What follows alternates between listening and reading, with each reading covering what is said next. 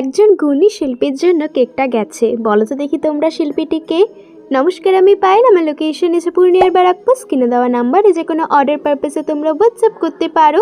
এইটা অর্ডার করেছিল সেই শিল্পী স্টুডেন্ট। বনুরা এর আগেও অনেকবার আমার কাছ থেকে কেক নিয়েছে। তোমরা যারা আমার ভিডিও দেখো তারা তো জানোই এই বাটার ক্রিম কালারটা আমার কতটা পছন্দের। আর যখন কোনো ক্লায়েন্টের পার্টিকুলার এই কালারটাই ডিমান্ড থাকে, আমার থেকে বেশি খুশি আর কে হয়। তো আজকের কেকটা বলেই দিয়েছিল পুরোটাই অফ হোয়াইটের মধ্যে রাখতে, আর উপরে শুধু একটা কালার প্যালেটের মতন হবে। তো ও সেটা সম্পূর্ণ আমার উপর ছেড়ে দিয়েছিল, থিমটা বলে দিয়েছিল, তারপরে দিদি তুমি তোমার মতন বুঝে করো। ওর যা বাজেট ছিল সেটার মধ্যেই সুন্দর করে সাজিয়ে তোলার চেষ্টা করছি।